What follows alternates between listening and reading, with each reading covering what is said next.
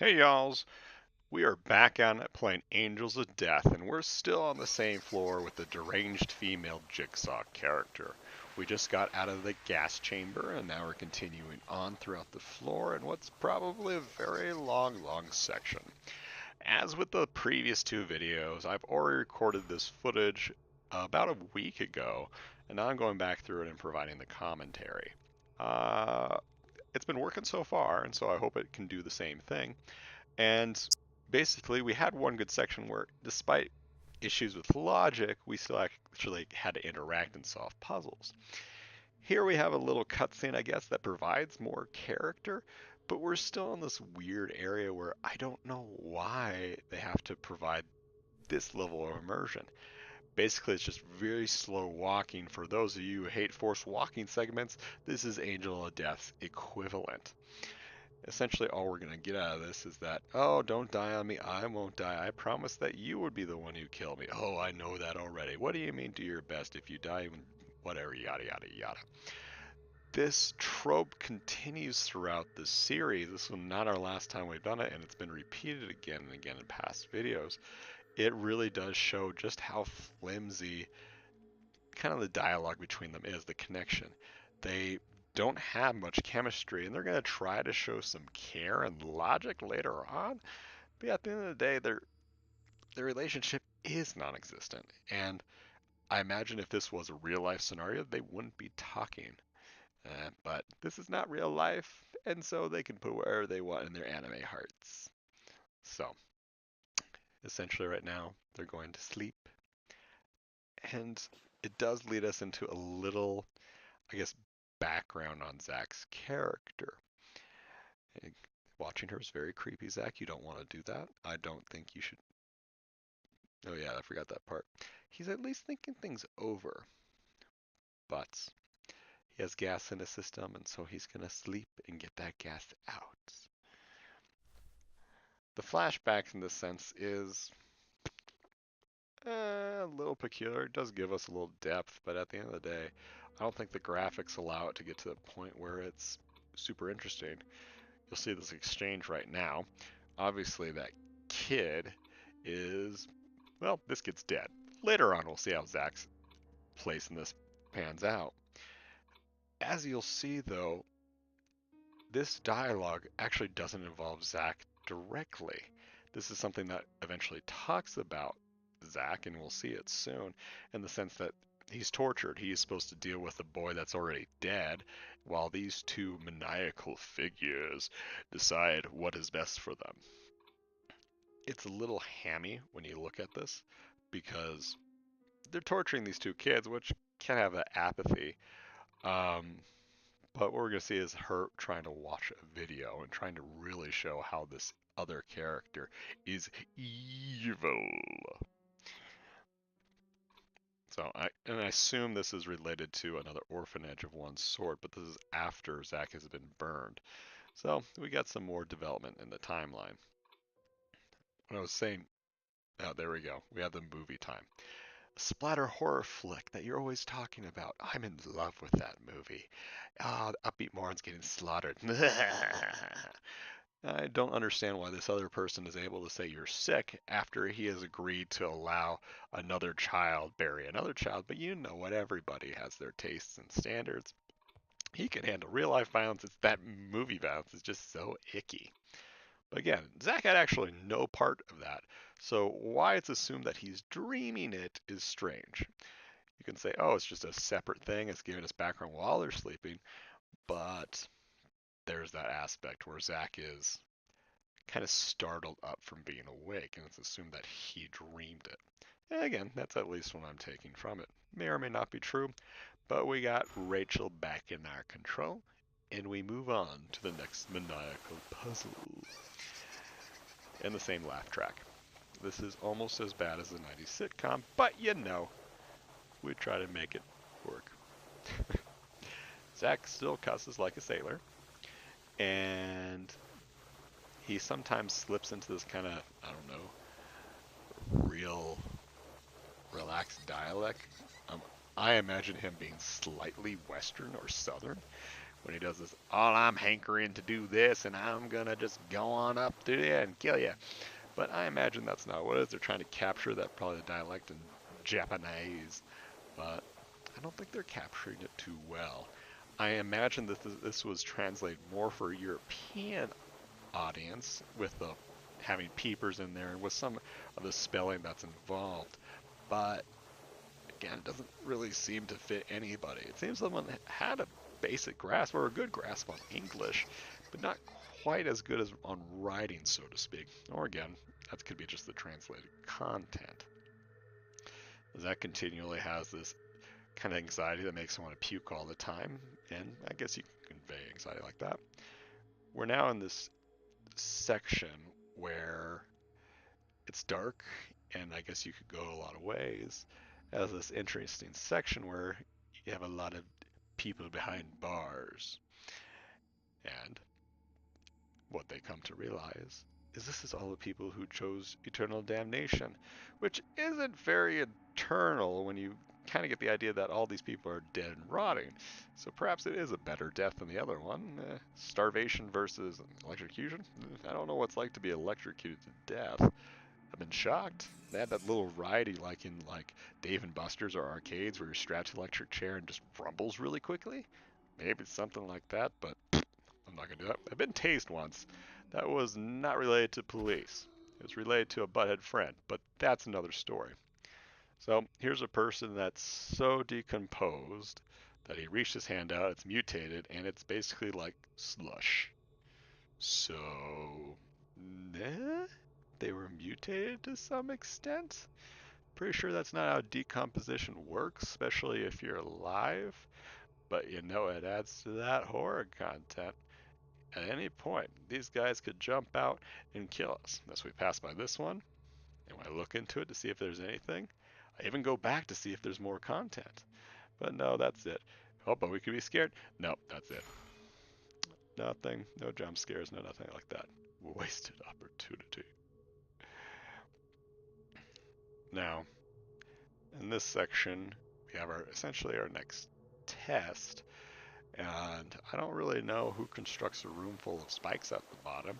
It's not even something that Jigsaw did, but you know what? If it works for you, good for you. I feel like she's getting a little less creative with her designs, because this requires more just like platforming skills. I know these characters are not Mario or Sonic or anything like that, but I don't know. Physical exercise in terms of a torturous game could be possible. I think you're looking for more overweight people rather than a light, very light girl who's young and chipper, and a taller guy who has the ability to throw a young child across the room. So we'll see how this test of physical endurance hits them. Spoiler alert, they live because I'm continuing this video. But let's continue to watch. Best of luck. She still has high hopes. I gotta give her credit because like these two have passed her initial two tests. There's like two more and they're still going. There you go. Yes. It's okay, Zach. Calm yourself. You don't need to do that. And then you get those comments too. After you kill the woman, be sure to kill me. Oh, you don't seem willing. No, it's that vacant stare. I I will do something until we get out of here, then I'll kill you. Oh my God, they're bickering couples. Once again, let's have some other discussion like, when you kill me, Zach, make sure to just ram it into my stomach. That's what I was really hoping. And if you want to get my vacant eyes a twinkling, there's nothing like a scythe through the stomach and intestines. But we don't quite get that. See, this is where they are playing on past references. Like he chucked her, but I don't know if he's able to fling her that hard. I would assume that he could have a little precision. I have a little more precision when I'm flinging heavy objects. I won't overthrow, but Zach's supposedly not a football player, so that's okay. So they've come to decide that they both can't take the same route, and so we're going to control them differently. Of course, one after the other, because that's how you make a game padded, is you do the same thing twice in different ways. I guess it's not really criticism, because a lot of games do that to good effect. Anyway, It's time for Solomon to choose which save he wants to write over for his very big fear that his software equipment doesn't work. And bam, we got a gun. A very shiny bullet at that. She crosses over and first death. First death in a while. So I was like, okay, maybe I need to choreograph this, move at a certain pace so that I don't get hit by the bullets. And again, I don't know which of those two selected. It's the paint splotch, but then again, the other one's like underlined in red, so it very confused me. But we get back into the game. I try it again. There's the bullet. So we're gonna like wait. I go across. Oop. But that bullet, both of them froze. That's how bullets work. And, well, death. And that's how this game is stupid in one way. Is it wasn't even a type of minigame, a test of twitch reflexes that I have to watch the bullets go by, wait for them to pass, and then move forward. As you can see, the simple answer to all of this is running quickly. Just going across it. And the strategy involved in that is you press a button and you push forward.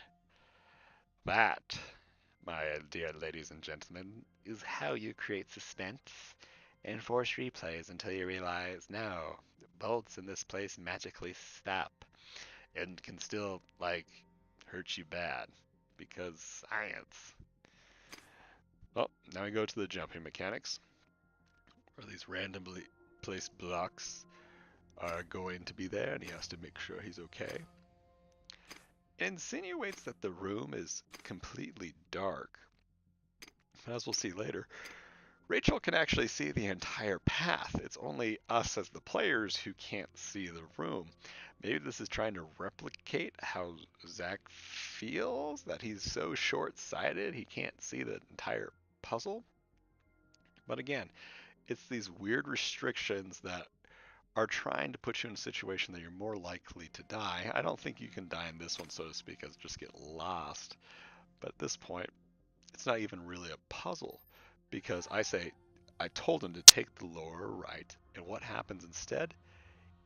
He's gonna go that way. So it didn't even matter what my choice was. That no matter I choose it, he's gonna go right anyway until he decides he's gonna listen to Rachel. So now, did it help if I remember that puzzle when he went down? Well, I know I have to go down. The choices don't really get crazy or anything like that. It takes me down to the same path, but now we have a little more dialogue options. I forget that I have to press A in order for the next context to go. I'm trying to see what they consider to be directions, and, well, I have it right there. Oh, you're supposed to keep going that way. So you return the way. It tells you, again, exactly where you're supposed to go. There's no strategy to this. There's no memorization. There's no part where you could really mess up unless you're like purposely closing your eyes and waiting for the next time you can move. And even then, what's the point of it? I know I rag on this game a lot, and I'm at this point with where I am where it's just meh. It's not necessarily an awful game. When I played it, I don't get any sense of anger with it, as I'm just like, why? Why am I going through this whole formula when, I don't know, it could be a book, it could be a TV show, which it is, and it'd be more successful that way. I haven't watched the rest of the anime, but I looked it up recently to see what the ratings for it is, and they're not good. And so when I try to think of how this is represented, how do they build up the suspense? But there isn't any suspense. So we pass that section, go on to the next room, and we're placed in another scenario that's supposedly life or death, but we're not going to have any control over it whatsoever. And the idea itself is not very novel. This is my attempt to interact with every darn thing I can to see if there's still hope that I can look around and do something unique. But I don't know. So we look at the drugs, and it's the kind of, I forget what the philosophical argument is about this, but it's a gamble. And we get her name Kathy. That is definitely the most horrifying name out there. Kathy. So it all goes for what you're interested in, and it's not gut. So they keep talking. Some things never change. It's like you've known him forever. What you could have possibly done. Oh, now it got sexual. Dude, don't you know Zack is asexual? He doesn't like any of your movements on him. He's against that. Okay, Rachel. There you go. Good job, Rachel. You answered that correctly. So you just have to inject the syringes, and you gotta keep going. So you have a healthy dose of vitamins, and a not so healthy dose of something else. Oh, it lulls you to sleep and torments you with nightmares. Dun dun dun. So it's insinuated that this syringe is going to kill you. So, yep. Either one is basically, well, I guess it's vitamins, so that's nice. You're making your subjects either be healthier or dead. But this was ruined because there's two of them. Now, both of them have to take the syringe. Oh, you unseemly child. Oh, you're so dull. Even she thinks you're dull, Rachel. You gotta be the life of the party. Build up some, like, ability to interact with people. That way you don't feel like someone has to kill you. You can do something else, like a board game. But anyway, make sure you inject it to its last drop. There'll be hell to pay for any shenanigans. Which is probably them just not squirting it into themselves. But, you know, let's see if there's a conundrum that we can solve. No. All this is scripted at this point, which is okay, because again, this may be more for story. But you still have to go through the action of getting the syringe itself. I thought maybe if I talked to him sooner, something else would happen. If I checked the door. But no, I grab it. I think, pause for a moment, and we begin the next cutscene, so to speak. Maybe this could be a little bit cooler if the graphics were a little more developed, but again, we have some very basic artwork here that we have to leave a lot to the imagination. The most action we ever see is them jumping up and down, basically. So they're arguing which one is going to be drugged at this point, and meh. We're going to see arguing who should take both. But what is twist? Which one is going to take it? Is Rachel going to hit both and we can take Zack and enact revenge? Or is Zack going to take both? And what's going to happen at that point? Who knows? We'll have to see in a bit. But we have to do a lot of pausing. And recalling the fact that Ray wants to kill herself. This is at least developing a little more character. Shows Zack how he's feeling. And a little bit of his distrust at this point.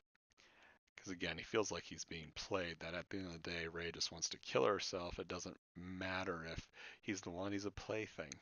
So that's kind of sad. And so he gets some emotion out of that, which I appreciate.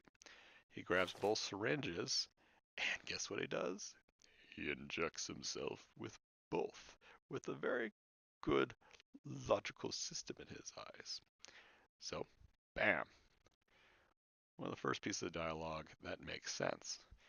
It'd be interesting if you could choose either way and take you to different branching paths, but I also know that could actually take a lot of work, and not in the sense that developers should have worked harder, but could you have wildly different games at this point, unless they're all in the same way.